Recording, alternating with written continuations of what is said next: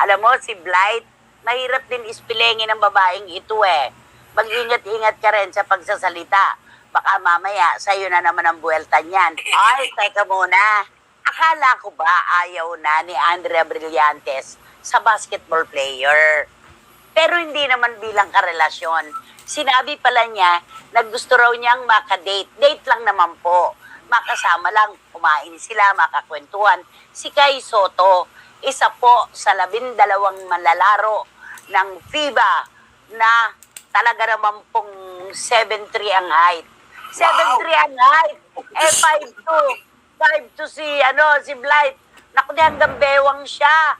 Si Kai. Oo. At saka si Jacob Puturnak, gusto rin daw niyang makadate. Gwapong-gwapo daw siya sa anak ni Ina Raimundo. Ang gwapo naman kasi ng bata. Baseball player naman yon, di ba? Kaya eto, ang ating mo, binabash na naman ngayon, nilinaw naman po niya. Gusto lang po niyang makadate. Hindi naman po niya sinabi na gusto niyang makarelasyon. Dahil nagsalita nga siya na ayaw na niya sa basketball player. Di ba naman? Nakakaloka naman. Nakakatuwa rin si sa kanyang estado si Andrea Brillantes, di ba? Kaya niya kasi sikat, maganda. Ano ba? Di ba nasa kanyang katangian para magaling Robarte. Ano ba?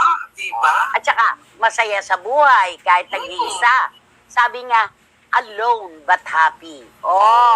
Napakalalim nun, di ba? Eto, sabi ni Boycie, grabe, di parang karga-karga lang si Blight ni Kai.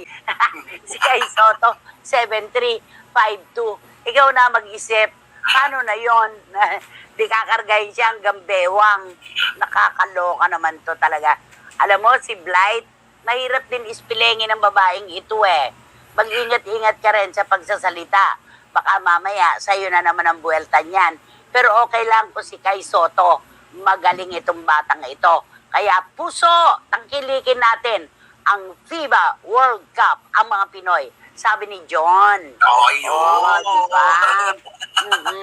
Marami namang kumampi sa kanya. Sabi niya, at saka itong si Blight, wala ka nang hahanapin pa sa kanya. Mabuting bata, magaling umarte, maayos na kapatid at anak. Yun ang maganda, no? Pag may puhunan ng artista tungkol sa pagmamahal niya sa pamilya, kapag binangga siya ng iba, yun ang ipapasok ng depensa, no? Correct. May tagapagtanggol. Totoo yan. Maraming nagtatanggol sa kanya. Kay Blight na ako na nagpapakatotoo kesa naman sa iba dyan. Nakaedad din niya, ka-age level niya. Pero, may gusto na sabihin, nagpapakagudi-gudi pa. Teka lang naman muna. Si John, busog to. Busog si John, puro depensa yung kanya eh. Puro depensa yung kanya. Di ba? Ay, nako. Nako, dahil kami si Magas. At saka di ba kayo sa panahon ngayon kasi agency na, di ba? Hindi na big deal ngayon kung ang babae ang magyayaya ng date. Hindi na hindi na biglang pinakaso yun eh. Sa kasalan nga sharing na hatian na di ba? Kahit pa kapag kumakain, ako muna ngayon, sa susunod ka naman. O kaya, kahit nga sa pagkain, sinasabi ko, di ba, pag umorder ka, merong for sharing, di ba? Ganun yon. Ay, meron ako natanggap na text. Hindi ko na lang po babanggitin kung sino ito, sino ang nagpadala. Pero, pwede na rin sabihin kung sino yung female personality. Okay. Nadatnan namin ang isang female personality sa isang clinic. Napakaganda niya, tahimik lang, pero naunahan siya sa pila nung babae na talaga namang nauna sa kanya, nagtaray siya kaagad. Palakasan ba dito? Kanina pa ako dito, ba't hindi ako ang inuna? Mas nauna naman sa kanya yung tinawag nung assistant ng doktor. Ay, naku, maldita itong itong female personality na ito. Ito yung ang akala sa kanyang sarili, sikat na siya ngayon. Di ba? Ito yung kung ano-anong mga mga beauty contest ang sinasalihan. Ay. Pag nananalo, sumasama ang loob. Di ba? Nako, wala akong kaano-ano sa babaeng yan. Wala akong kaamor-amor. Kasi yung mga kwentong naririnig ko mula sa kanya mga katrabaho, mula sa kanyang mga kaibigan dati, ngayon ganyan na siya. Di ba? Diyos ko, Ining, saganang-sagana ka na. Sa salamat mo, doktor. Hindi ka pa makapaghintay sa linya. Ano ba to? Mamada. Oo. Nagmamadali ka? May taxing nakabang? Di ba? May naghihintay na taxi. Abay, wala nang natirang tunay sa kanyang fast lock. Ano? Ang Wala na. nakakatakot pag sumonda ito, nanay. Pag sumonda ito, Oo. at pag wala na siyang pang-retouch, diyan niya mararanasan eh. Naku, ito naman si Edilitada. Clue na yun ang letra ng pangalan, please. Ano?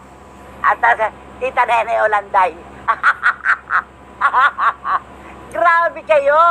Talagang pagka-blind item, abalang-abala, nag-aano sila. Tita Sofia Angeles, tama ka. Si Boise, unang letra. Di ba? Huwag na yung unang letra. Tapon ulo na lang. Diba? Tapon ulo na lang. Oo. Ay, nako. Ang babaeng kinoronahan, nakasimangot pa. Tama ka, Leslie Grace at Vincula. Tapon ulo. Bili sa lapi. Tapon kalahati. Di ba? Nako, sabi ni Bradley Guevara, wish ko lang may mahuhuli kaming hipon dito sa baha. Ingat anak ka, mag-iingat. Alam mo naman, binabaha kayo lagi. Tama ka, Marichupermasyon Espiritu. Anak ko, ang dami pa. Nako, sabi ni Angelita Awit, si Chucho yan. Sabi ni Edeletada, Lara May, ay, hibe! Hibe pala yan. Oo. Ay, kinalaki pa na ya. Hindi alamang. Ito nga, alamang daw. Shoni Sebastian, alamang. Oo. Simang daw ang dapat na pangalan. Sabi ni Boise. Ulam namin kahapon, sinigang na hipon. Sabi ni Tita Julie Paras. At sabi ni Ching Bautista, huwag siyang mag-alala. Babagsak din yung hipon na yan. Wait lang tayo. Lako, may kubol si Ching Bautista. At sabi naman ni Philip Villanueva, at balita po yung girls na yan, may pagkahigad na nakatira sa Makati Avenue. Ay, grabe.